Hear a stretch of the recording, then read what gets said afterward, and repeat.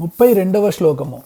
కరాంఘులి నఖోత్పన్న నారాయణ దశాకృతి మహాపాశుపతాస్త్రాగ్ని నిర్దగ్ధాసుర సైనిక. ఈ శ్లోకంలోని మొదటి నామము కరాంగులి నఖోత్పన్న నారాయణ దశాకృతి. ఇది అమ్మవారి 80వ నామము. ఇది 16 అక్షరాల నామము. ఈ నామంతో అమ్మవారికి నమస్కరించేటప్పుడు కరాంఘులి నఖోత్పన్న నారాయణ దశాకృత్యై నమః అని చెప్పాలి.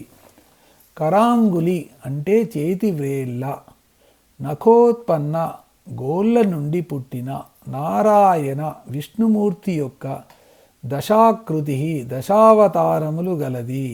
అమ్మవారి 2 చేతివేళ్ళ 10 గోళ్ళ నుండి నారాయణుని 10 అవతారమూర్తులు అంటే మత్స్య కూర్మ వరాహాది అవతారమూర్తులు ఉత్పన్నమైనట్టు ఈ బ్రహ్మాండ పురాణములో ఉంది.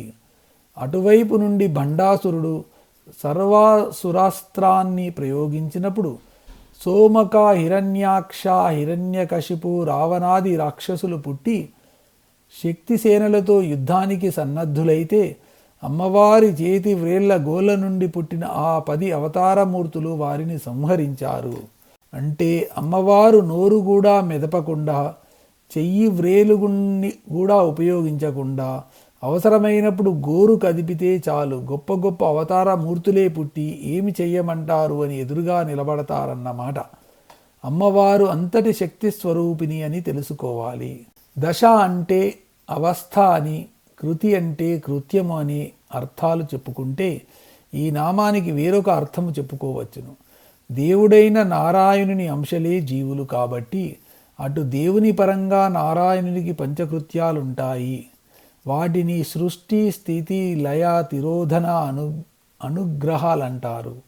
ఇటు జీవుని పరంగా పంచ అవస్థలు ఉంటాయి. వాటిని జాగ్రత్, స్వప్న, సుషుప్తి, మూర్ఛ, మరణాలు అంటారు. కాబట్టి మొత్తం మీద నారాయణునికి దైవ లక్షణంగా 5 కృత్యాలు, జీవి లక్షణంగా 5 అవస్థలు ఉంటాయి. ఈ 10 అమ్మవారి 2 చేతు వ్రేళ్ల 10 గోళ్ళ నుండి రూపుదాల్చినట్టుగా అర్థము చెప్పుకోవచ్చును. ఈ నామానికి ఈ విధమైన అర్థాలు చెప్పుకోవచ్చును. 2 చేతుల వ్రేళ్ల గోళ్ళ నుండి ఉద్భవించిన నారాయణుని 10 అవతారమూర్తులను కలిగినది. 2 చేతుల వ్రేళ్ల నుండి అటు జీవుని పరముగాను ఇటు దేవుని పరముగాను నారాయణుని దశ అవస్థలు, కృతులు, కృత్యములను పుట్టుక కలిగినది. ఈ శ్లోకంలో 2వ నామము మరియు చివరి నామము మహాపాశుపతాస్త్రాగ్ని నిర్దగ్ధాసుర సైనిక.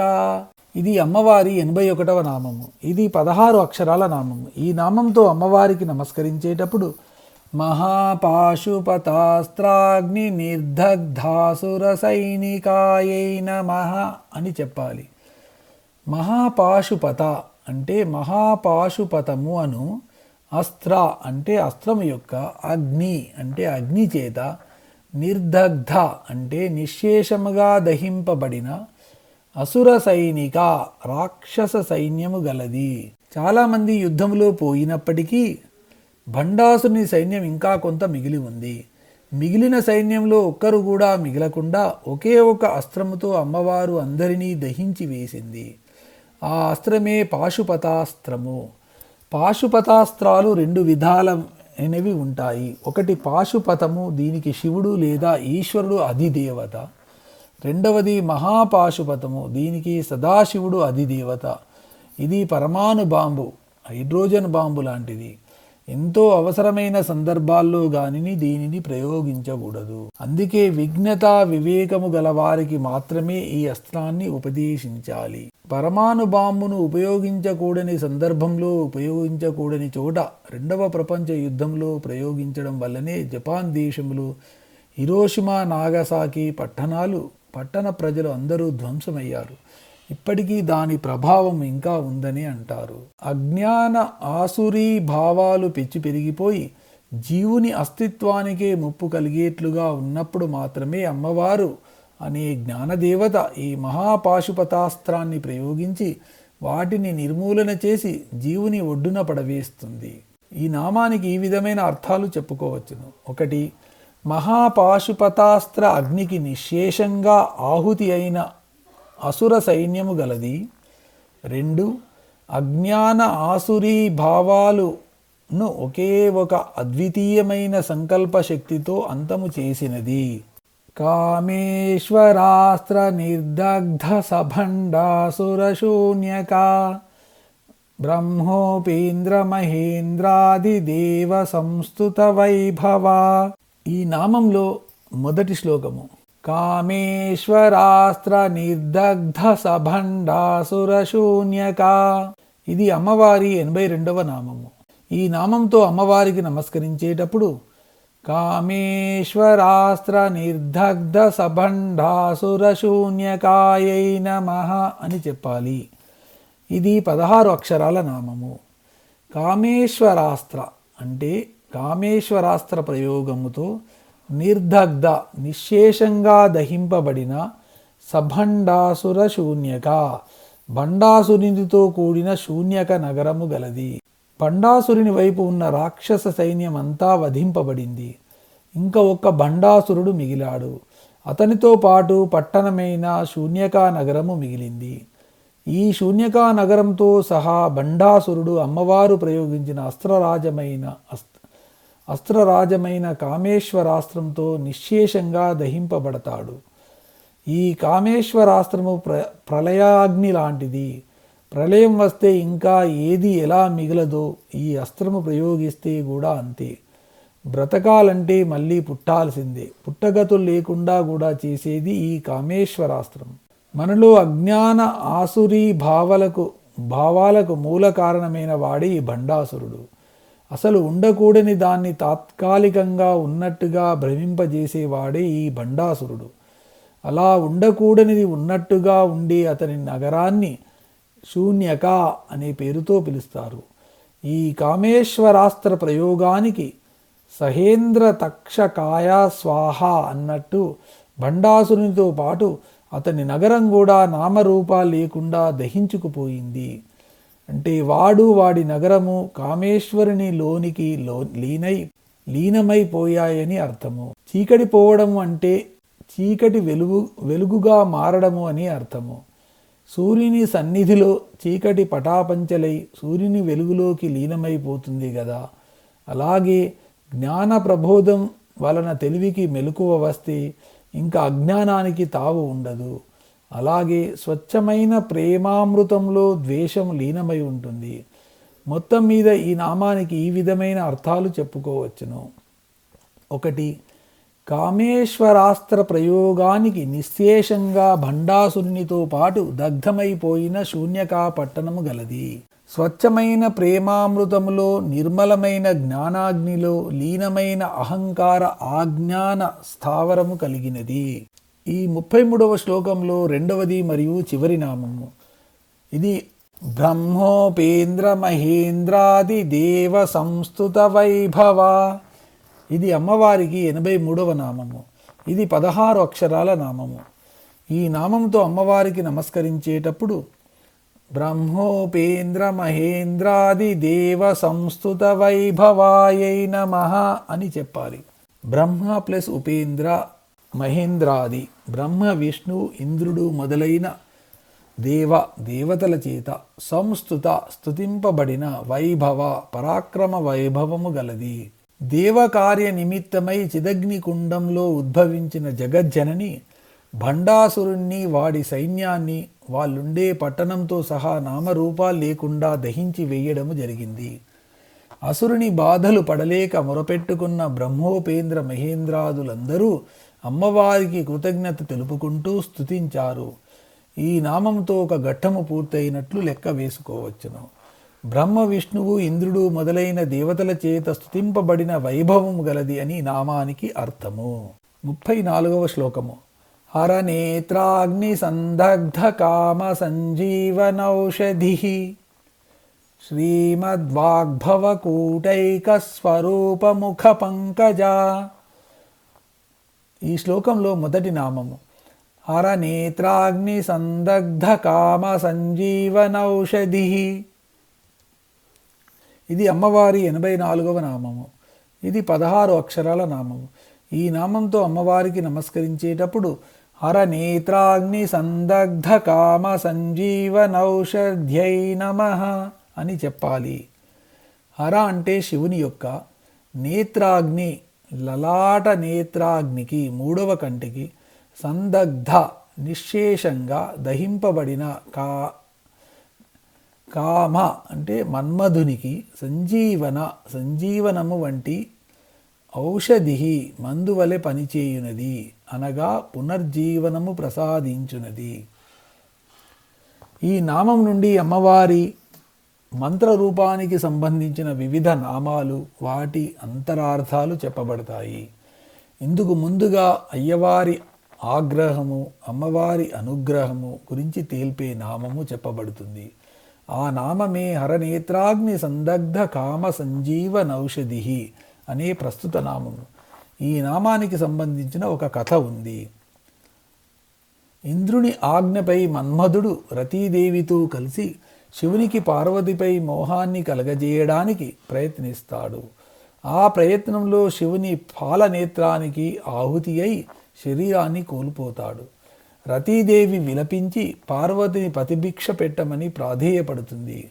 అప్పుడు ఆ తల్లి కరుణించి ఇతరులకు కనబడకపోయినా రతీదేవికి మాత్రము మన్మధుడు శశీరంగా కనబడేటట్లు వరమిస్తుంది.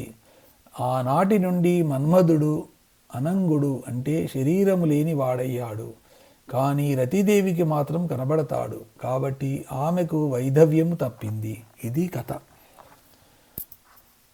తండ్రి శిష్యిస్తే పిల్లవాన్ని తల్లి సముదాయించడాన్ని తెలిపే ఈ కథలో 2 రకాల అంతరార్థాలు ఉన్నాయి. హరుడు అంటే శివుడు.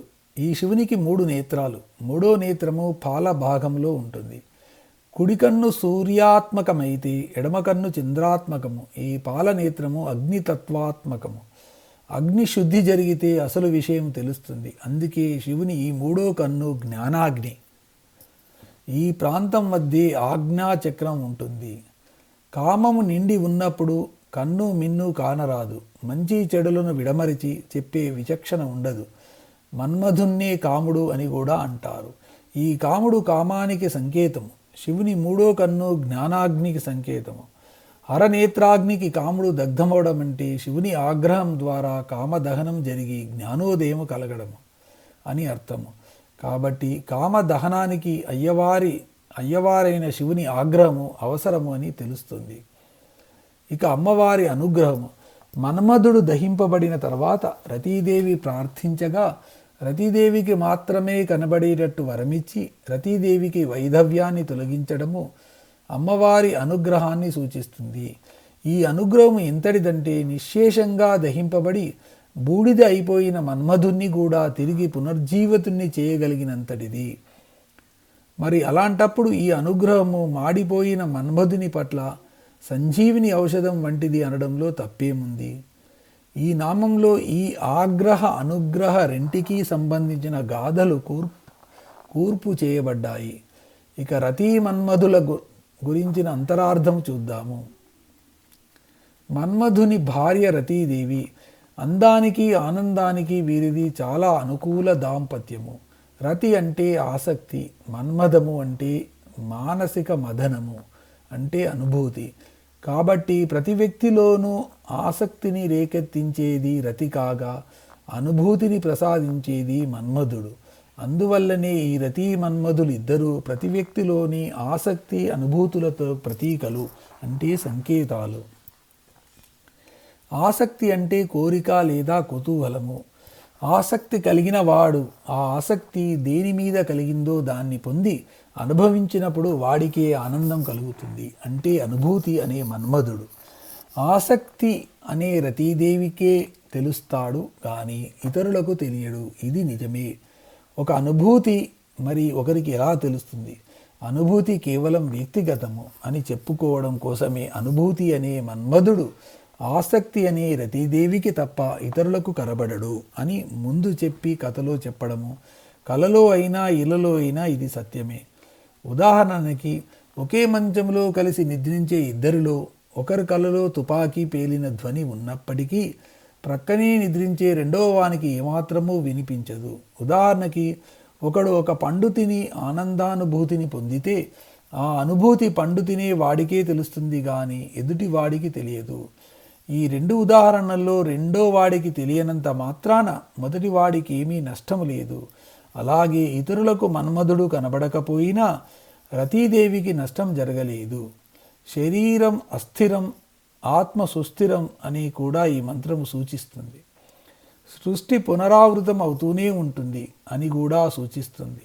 ఈ నామానికి ఈ విధమైన అర్థాలు చెప్పుకోవచ్చును. హరుని పాల నేత్రాగ్నికి నిశ్శేషంగా దహింపబడిన మన్మధుణ్ణి పునర్జీవితిని చేయటంలో సంజీవిని ఔషధం వంటిది.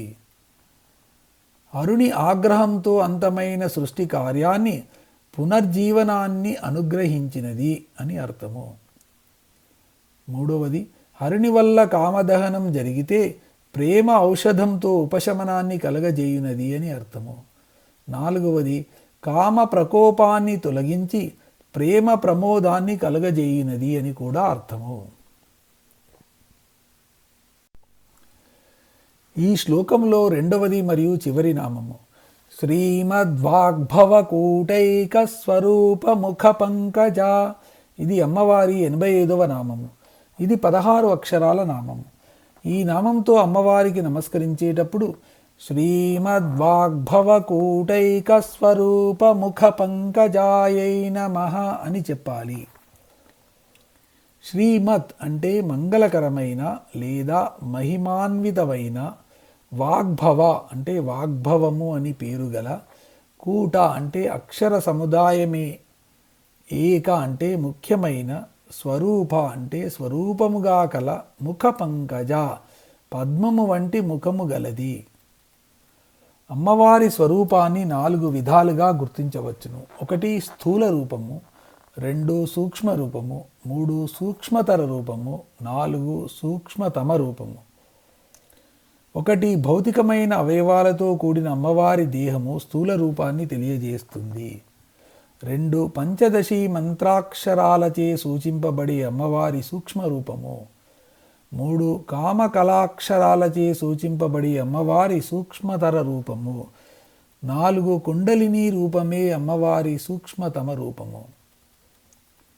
స్థూల రూపంతో అమ్మవారు ఏమి చేసినది ఇంతకుముందు నామాల్లో చెప్పబడింది.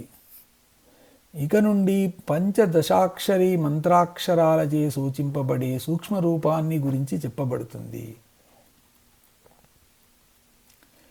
వ్యక్తమయ్యే సృష్టిని శుక్లపక్ష తిథులతోనూ, అవ్యక్తమయ్యే సృష్టిని కృష్ణపక్ష తిథులతోనూ సమన్వయపరిస్తే శుక్లపక్ష తిథులు 15, కృష్ణపక్ష తిథులు 15 వరుసగా బ్రహ్మాండంలోని పిండాండంలోనూ ఆది భౌతిక ఆధ్యాత్మిక అంగాలుగా తెలియజేస్తాయి.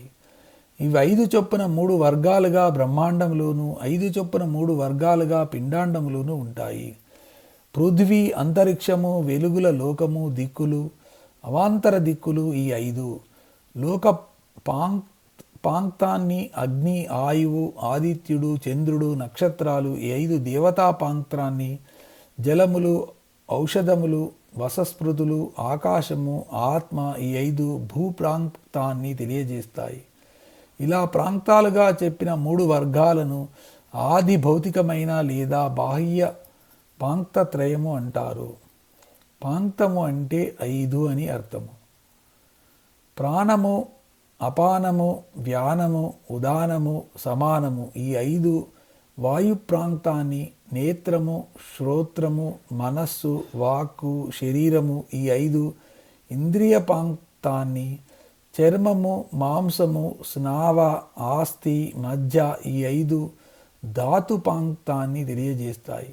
ఇలా పాంక్తాలుగా చెప్పిన 3 వర్గాలను ఆధ్యాత్మిక పాంక్తత్రయము అంటారు. ప్రపంచమంతా ఈ ఆది భౌతిక ఆధ్యాత్మిక పాంక్తత్రయ రూపాల చేతనే ఉంటుంది. ఈ నామానికి ఈ విధమైన అర్థాలు చెప్పుకోవచ్చును. శ్రీతో కూడిన లేదా మంగళకరమైన వాగ్భవ కూటము ద్వారా సూచింపబడే ముఖ పద్మాన్ని కలిగినది. రెండవది, వాగ్వైభవ సంపన్నతను, విద్యాసముపార్జనను, శుభకరమైన మోక్ష ప్రాప్తిని సూచించు వాగ్భవ కూటమును సూక్ష్మ రూపమునందు ముఖముగా కలిగినది అని అర్థము.